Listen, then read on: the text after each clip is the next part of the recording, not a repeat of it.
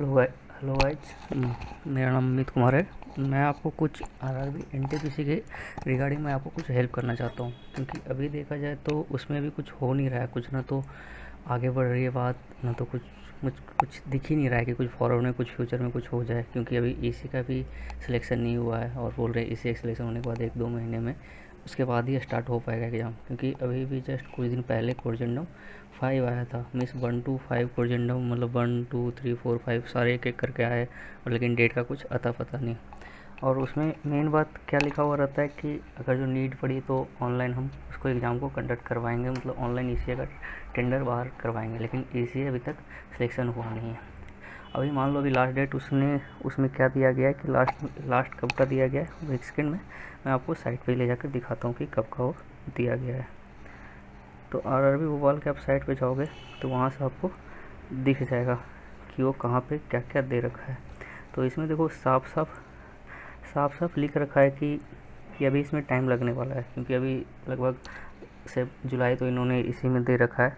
तो जुलाई दे रखा है तो आप समझ सकते हो कि इसमें अभी आपको कम से कम टाइम लगने वाला है। देखो यहाँ पे लास्ट डेट 27/7 की दिया हुआ है, डेट एंड रिपोर्टिंग की 27/7, मीन्स जुलाई लास्ट, मीन्स अगस्त तक पूरा फाइनल होकर आएगा हमारे पास कि कौन ले रहा है, कौन एग्ज़ाम करवाएगा कंडक्ट। अब देखो 27 के बाद भी इनके पास अभी टाइम और भी ज़्यादा लगने वाला है, क्योंकि उसके बाद उनको, क्योंकि अभी देखो बंच ऑफ एग्ज़ाम होने वाले हैं कि मेनली जो एग्ज़ाम होते हैं बड़े बड़े एग्ज़ाम, क्योंकि इसमें 1.4 करोड़ के आसपास फॉर्म भरे गए हैं, 1.5 करोड़ के आसपास।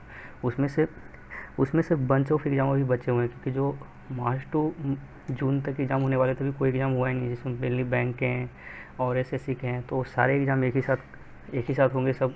जुलाई अगस्त सितंबर सारे बड़े एग्ज़ाम होने वाले हैं, जिसमें लगभग 30 लाख इन्होंने बच्चे तो बैठते हैं 30 लाख एग्ज़ाम में। अब सोचो इनका एग्ज़ाम कब स्टार्ट होगा। तो ये अगस्त तक तो इन्होंने बता रहा है कि मेरा ईसीए की क्लोजिंग अगर होती सब सही रहता है तो अभी भी पता नहीं, क्योंकि हम क्या देख रहे हैं स्टार्टिंग से 5वां कोरिजेंडम आ चुका है। अभी तो 1 से 4 कोरिजेंडम ऐसे ही चल रहा है। ये मिनिस्ट्रियल पोस्ट के लिए इसी के साथ एनटीपीसी, मतलब पीछे पीछे चलते रहता है। पहले मिनिस्ट्रियल पोस्ट और फिर क्या चलता है, फिर एनटीपीसी का आता है। तो वो भी आ ही गया होगा। मैं थोड़ा लेट बता रहा हूँ, इसलिए मुझे कोई आइडिया नहीं है इतना, मैं ये सब चीज़ें करता नहीं हूँ। बट यही देख के मैं थोड़ा सा हेल्प करना चाहता हूँ कि अभी हम क्या करें। ठीक है, अब देखो यहाँ पे पहले मुझे पता है कि इसकी प्रायोरिटी में भी अगर टीसीएस एग्ज़ाम लेती है तो प्रायोरिटी में क्या एग्ज़ाम रहेगा, उनके पहले बैंक के एग्ज़ाम, क्योंकि बैंक के एग्ज़ाम जितने भी होते हैं वो 6 महीने में कंप्लीट हो जाते हैं। उस ऑलमोस्ट 6 मंथ में सभी चीज़ कंप्लीट हो जाता है। प्री मेंस इंटरव्यू सारा चीज़ कंप्लीट हो जाता है। अब देखो इसमें फ़ायदा क्या हो सकता है। अब एनटीपीसी में मेनली बैठते बच्चे कौन हैं, जिनको इंग्लिश नहीं आती, वो इंग्लिश से जो डरते हैं वो आरआरबी एनटीपीसी या मेनली गाँव के लोग प्रिपेयर करते हैं। अब देखो इतनी बड़ी वैकेंसी तो बैंक में आएगी नहीं, लेकिन हम फ़ायदा उठा सकते हैं, क्योंकि अभी सबसे पहले बैंक की जो आईबीपीएस की बैंक की जो वैकेंसी आती है वो आरआरबी की आती है, रूरल बैंक की। और उसमें इंग्लिश नहीं होता है, इंग्लिश होता भी है मेंस में तो ऑप्शनल होता है। तो हम वहाँ से वो चूज़ कर सकते हैं, क्योंकि हम अभी कितने 1 साल से तो वेट कर रहे हैं एग्ज़ाम के लिए, एग्ज़ाम डेट की एनटीपीसी की, उसकी आई नहीं। अब आगे 2 साल और वेट करना है। अब ये सोचो कि आगे 2 साल वेट करना है या फिर अभी 6 महीने में कुछ करके कुछ आगे करना है। क्योंकि चीज़ें यही है कि इनके साइड से भी कुछ चल नहीं रहा है, मतलब गवर्नमेंट की साइड से कुछ फॉरवर्ड हो नहीं रहा है। अगर चाहते तो ये पहले भी कर चुके थे, 1 साल तक ये बैठे हुए देख रहे थे कि क्या करना है, कौन एग्ज़ाम लेगा, मतलब कुछ समझ में नहीं आ रहा है इनको भी कि क्या करना है नहीं करना लगता है। और सच्चाई बात ये है कि ये एग्ज़ाम लेना ही नहीं चाह रहे हैं। अगर लेने का इनका मूड होता है तो कोरोना आ गया है, 1 साल से क्या कर रहे थे, उससे पहले भी एग्ज़ाम हो सकता था। नवंबर दिसंबर से स्टार्ट करते तो प्री तो कम से कम कम्प्लीट होता, कुछ तो कॉन्फिडेंस में रहता, बच्चे आगे पढ़ते। लेकिन कुछ भी नहीं, इनके साइड से कुछ भी हुआ है। और देखो यहाँ पे आप क्या कर सकते हो कि डेट का तो हमें कुछ पता नहीं है, किसी को कुछ पता नहीं है, सब बस वीडियो बनाए जा रहे हैं, आज होगा कल होगा, भाई कुछ नहीं होना, किसी को कुछ पता नहीं है इनको कि कब होने वाला है। तो आप क्या कर सकते हो, कब एग्ज़ाम होगा, स्टार्ट होगा कि नहीं होगा, इस साल होगा कि नहीं होगा। आप सोचो पूरे 1 साल आप बर्बाद करो, मतलब 2020 पूरा बर्बाद हो जाएगा एनटीपीसी को बस वेट करते हुए, क्योंकि उसके जैसा और एग्ज़ाम कोई होता भी नहीं है कि आप दूसरे एसएससी में जाओगे तो उसमें इंग्लिश आती है अच्छी खासी, मैथ्स का लेवल भी अच्छा होता है, तो मतलब चेंज हो जाता है। तो आप यहाँ से क्या कर सकते हो कि कोई बैंक में स्विच कर जाओ, मतलब बैंक के लिए कोई जैसे क्लर्क की होती है, बहुत ईजी पेपर आती है, या फिर आप आरआरबी के लिए, आरआरबी पीओ के लिए स्विच कर लो। तो उसमें भी इंग्लिश होती नहीं है, उसकी थोड़ी इतनी प्रैक्टिस देखो एनटीपीसी में जिसकी भी अगर जो 75 प्लस आ रही है वो अच्छा पकड़ में है, मतलब उसकी 75+ है तो बहुत अच्छी, मतलब अच्छा ग्रिप उन्होंने बना रखा है, क्योंकि 90 क्वेश्चन करेंगे तो 10 5 गलत होते ही होते हैं और 10 छूटते ही छूटते हैं। और रियलिटी होता है अगर जो आप एक नॉर्मल बंदा हो, आप एक सही प्रिपरेशन कर रहे हो तो 90 क्वेश्चन करोगे तो 10 से 15 के बीच में गलत हो ही जाते हैं, चाहे कहीं से भी टेक्स्ट बुक से दो या ग्रेड अप से दो या अड्डा से दो, कहीं से 10 5 गलत हो ही जाते हैं। तो 75 एबव आ रहे हो, इस अच्छा एक ग्रिप बना हुआ है। इस मैथ्स भी आपको आती है, रीजनिंग भी आती है, बस उसमें थोड़ा सा बस एक स्टेप आगे लेना है, क्योंकि अभी जॉब चाहिए। हमारी प्रायोरिटी क्या है इस टाइम पे कि हमें जॉब चाहिए।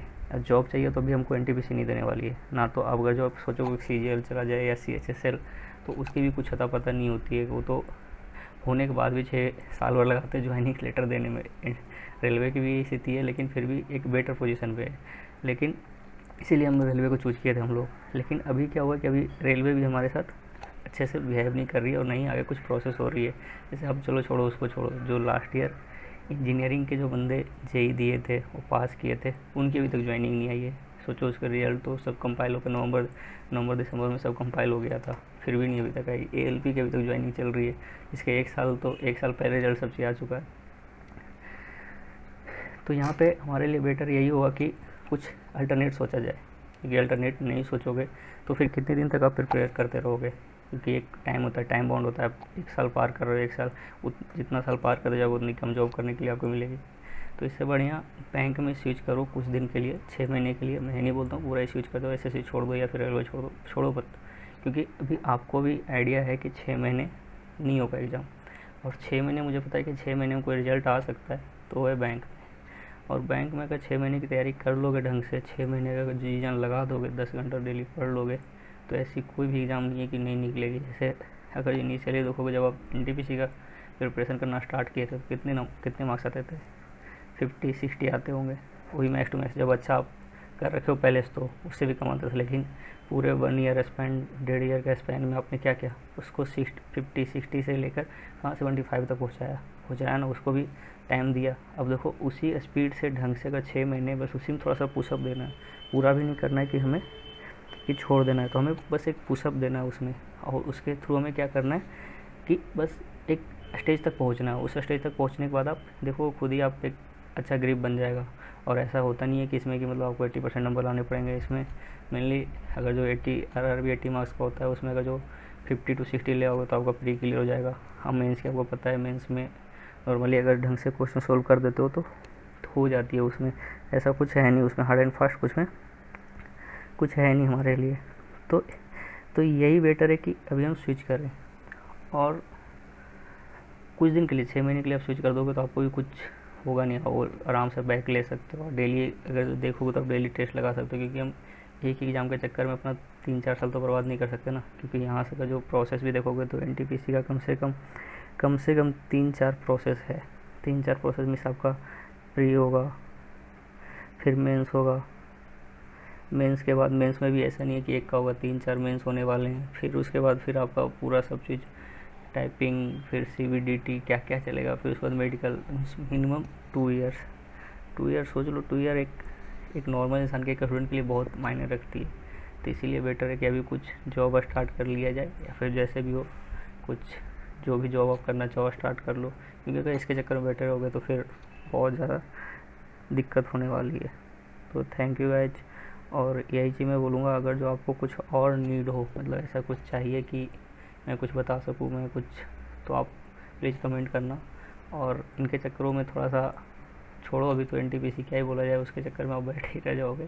तो थोड़ा स्विच करो और पढ़ाई करो और लगे रहो। एनटीपीसी का एग्ज़ाम भी देते रहना, मतलब मैं ही नहीं बोल रहा हूँ पूरी तरह से स्विच कर जाओ, लेकिन बस ये मत हो किसी भी डिपेंडेंट हो जाओ, क्योंकि डिपेंडेंट हो जाओगे तो फिर कुछ नहीं है। क्योंकि पहले जब 2014-15 में होता था तो 1 डेढ़ साल में पूरा क्लियर हो जाता था, सब चीज़ मामला क्लियर हो जाता था। जैसे जेई का हुआ, 1 साल में पूरा क्लियर हो गया। ये देखो एनटीपीसी का क्या हुआ, 1 साल से तो मेरे पता ही नहीं चल रहा था कि क्या चल रहा है। एंड 1 साल बाद तो ये पता चला कि अभी ये ईसीए का टेंडर आने वाला है। अब देखो 1 साल बाद ये ईसीए का टेंडर, मतलब एग्ज़ाम की लेने की कोई प्रिपरेशन ही नहीं कर रखी थी इन्होंने। अगर जो प्रिपरेशन कर रखी होती, बस इलेक्शन प्रोपेगेंडा था, बस यही मान लो इलेक्शन प्रोपेगेंडा था, उसमें हम सब फंस गए। अब देख लो अब आगे क्या करना है नहीं करना है। इलेक्शन फिर से आने वाला है, जब बिहार में इलेक्शन आने वाले हैं, वो बंगाल में इलेक्शन आने वाले, तो करेंगे कुछ नहीं है, बस इलेक्शन प्रोपेगेंडा था 37,000 की अपने को लेमन जूस दे दी गई है, अब हम वहीं फंस के रह गए। इसीलिए यही बेटर है कि अभी कुछ स्विच करो और साथ में कुछ एक्स्ट्रा करो, पढ़ाई करो, कहीं जॉब ले लो पहले, फिर एनटीपीसी को फोकस करके निकालते रहना, क्योंकि एक बार टाइम निकल जाएगी तो फिर बहुत मुश्किल है। क्योंकि फर्स्ट देखो, ये भी रियलिटी ये भी ना कि अब जैसे जैसे ईयर गैप आपकी बढ़ती जाती है, फ्रस्ट्रेशन बढ़ते जाता है, तो आप एग्ज़ाम में परफॉर्म नहीं कर पाओगे। आपको आते हुए भी ना परफॉर्म नहीं कर पाओगे। अगर जो आपके पास कोई एक जॉब होगी, छोटी सी जो होगी, 15-20 हज़ार जो भी होगी, तो आपके पास कॉन्फिडेंस रहेगा, चलो मेरे पास कुछ है, ठीक, बेटर परफॉर्मेंस करोगे। इसलिए मैं बोल रहा हूँ कि अभी ये टाइम है। अगर जो ये आप बिगाड़ दिए ना, तो फिर एनटीपीसी भी अगर थोड़ी सी भी गड़बड़ हुई ना, पूरी 3 साल 4 साल जो आप वेट किए ना, सब खराब हो जाएगा।